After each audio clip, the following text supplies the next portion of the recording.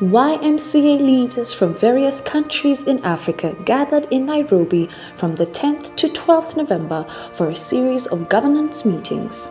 The meeting gathered the Executive Committee of the Africa Alliance, board presidents of national movements, national general secretaries, and youth representatives. Our partners from Y Global and Y Care International, All We Can, as well as Carlos Sanvi, the Secretary General of World Alliance of YMCAs, were in attendance. We were able to achieve several objectives during the meeting as follows. 1. Board Presidents' Orientation, Capacity Building and Exchange. Je pense que c'est une excellente idée. J'étais venu voir ma nièce, justement, pour voir un peu dans la procédure de clôture de cette activité, comment pourriez-vous, au nom du président, faire une adresse particulière de remerciement au staff qui a tant souffert lors de Covid et qui aujourd'hui encore dans le recouvrement et dans un processus de vulnérabilité.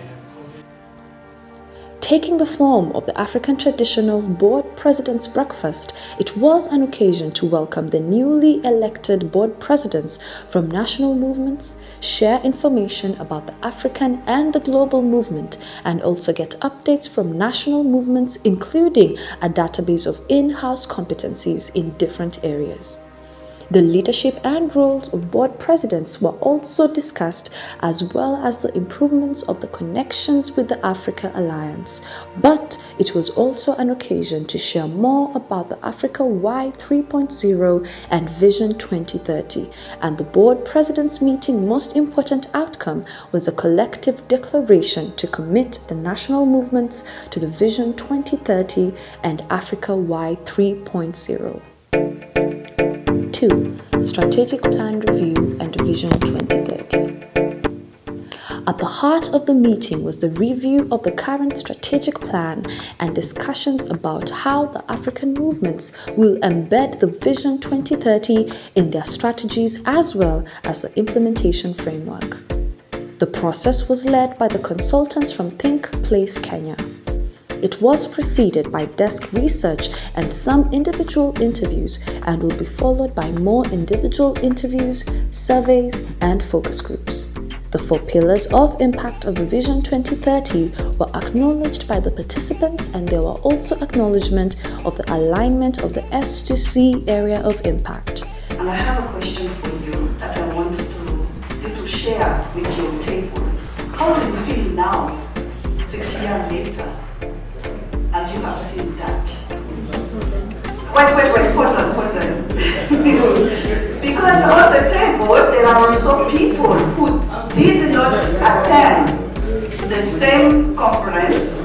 My question to you is to share with your table mates, how do you feel, particularly after, if you compare to the conversation we just had this morning with Oliver and Mike? How do you feel if you do a little bit, if you bring them together, how do you feel? There were showcases of the current impact, including testimonies from the youth and from some national movements, and discussions around how to record the contributions of the African movements to the Vision 2030. We gather ourselves and say, okay, the past is the past, let's look at the future. That was the beginning of the African Renaissance agenda. This is how the African Renaissance starts shaping. To say, what's bring us together? There are 3 things that brought us together. Is that we are a youthful organization, we are Christian movement, and then we are ecumenical. We are Christian ecumenical, we are youth, and then we are African. African was one of the values to be African. These are the 3 things that we base, and from that we develop. And I could say that collectively we have moved.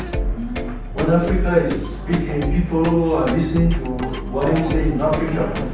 We are reshaping the agenda of the global. So collectively, there are some things happen. The mindset shifts. Yes, there are new people join the trend in movement, maybe we are not good enough to tell the story of how we move. And if there's something we need to learn, it's about telling this story over and over again. Something happened. What is not happening is our individual YMCA. There was a story in one of these papers this morning who said the tribe gather and tell a story, not for anything, and then they split again and they went into small groups and take action. Taking action was a problem, is a problem for us. So these are the 4 pillars of the Y 3.0. Nirina took us through this yesterday when we were refreshing, yesterday or the other day. And as the Secretariat, we asked ourselves, this was a big challenge to us, how do we deliver on this strategy, how do we deliver on this? So part of 2020 and 21, we delved as a team just trying to get understanding of how do we really deliver these 4 pillars. And what we did was to put ourselves in your shoes, how you perceive us and how we position ourselves to be able to deliver these 4 pillars. And the output of our deliberations last year was our value proposition. So we looked at national movements as our key persons, and we call them the customers.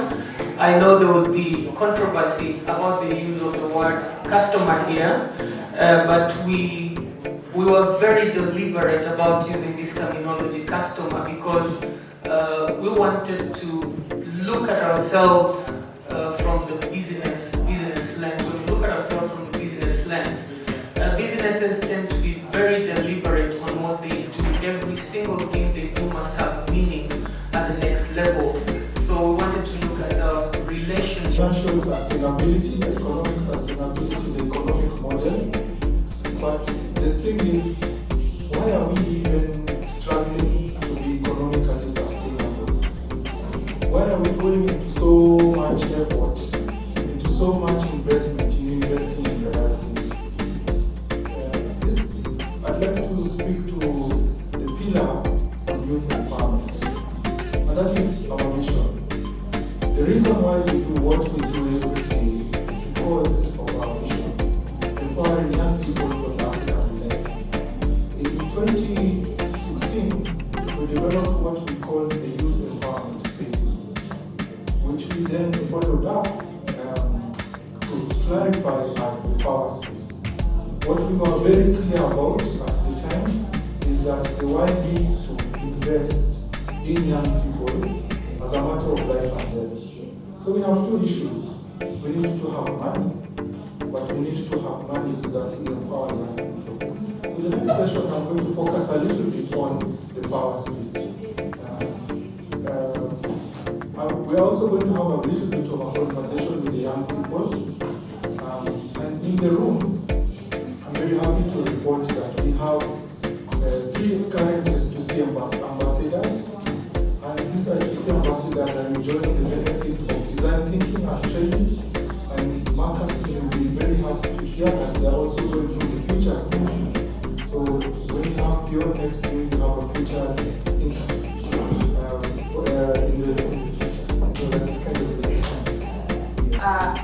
As I talk about storytelling, I would also like to acknowledge Ghana YMCA because as the area movement, the AAY, we've also been able to learn so much when it comes to storytelling from Ghana YMCA, who are doing a lot of good work in that area with their media hub. So through storytelling, we've been able to showcase a lot of case studies, and all of these activities are captured in Pillar 2 that Lloyd has spoken about, the power space. And the purpose of the working group is to design strategies and framework for youth engagement within our different national movements in Africa. The background is judging from South Africa in 2015. There was a resolution from young people about some clauses around young people participation into the governance structure and all that.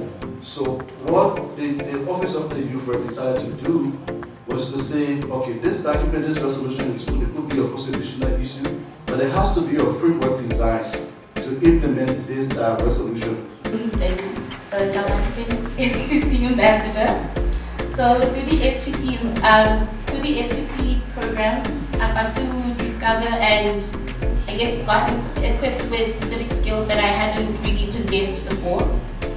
Had it not been for the S2C program, then I wouldn't know how to go about dealing with certain situations, localize my ideas and actually implement certain projects had it not been for the S2C project. It was also acknowledged that certain work at the institutional level need to continue, such as the sustainability strategies and the growth and the reviewed strategies will be formulated to better reflect the articulation with Vision 2030. A first draft of the revised strategies are awaited early January. The consultation process will be then continued up to a final version and adoption at the General Assembly in 2023. Number 3. Board and NGS Leadership Training. Around the theme Human-Centered Development Approach delivered by Think Place Kenya CEO, another theme around Making Tough Decisions was delivered as a hot bench panel sharing the experience of Zambia YMCA turning the organization around from bankruptcy to a high potential and performing YMCA. I think one of the exciting things about this partnership with YMCA is we have both our organizations have placed their bets on young people, and this is very important because we operate in an environment where the youth are the majority. Yes, I knew there is a problem, but I didn't know the extent of the problem because there was no proper financial statement. There is two different things. A financial statement which shows the true and fair of the assets and liabilities, and a financial statement just show receipts and payments without disclosing all the assets and liabilities. Number 4. Executive Committee Meeting. Formal business meeting and decision making. The Executive Committee meeting started with an online session 1 week before the event and continued in a special session during the in-person meeting. The stepping stones towards the General Assembly was at the heart of the discussion, but it also took the plans and budget for the year 2023. Given the needs for proper planning and preparations, working groups were set in place and a follow-up executive committee meeting on the 14th of December. Number 5. NGS meeting.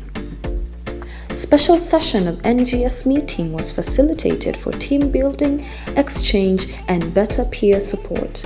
Welfare and pensions were also discussed as it appeared as an important gap for almost every national movement.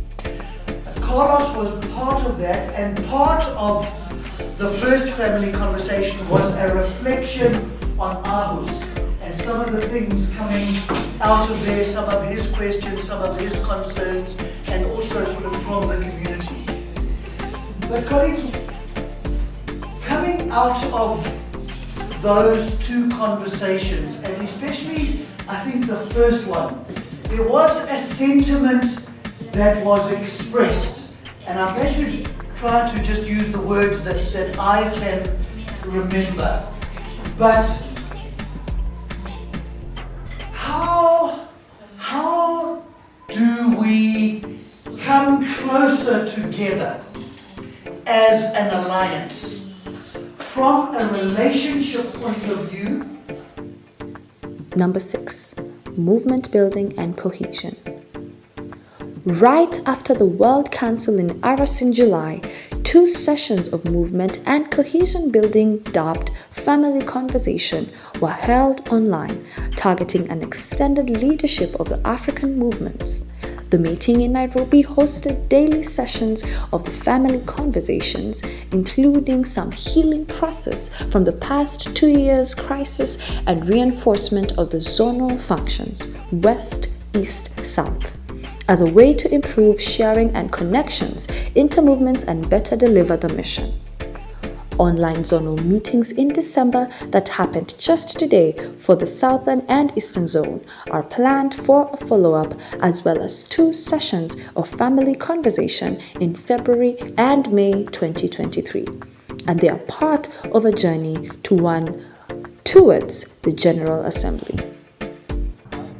We collectively note and declare our intent as the YMCA Executive Committee, as National President, as National General Secretaries, as Youth Leaders, and as AAY Secretariat to the following. We shall personally take responsibility for onboarding our national leadership and related constituents. As a result, the Nairobi Declaration, commissioned by board presidents of 17 NMs, prescribed commitment to deliver on the pillars of the Y 3.0 game plan, framed along the ideals of youth empowerment and enforced by the General Secretary Nirina Rakoto Malala in collaboration with board members and technical support of the AAY team.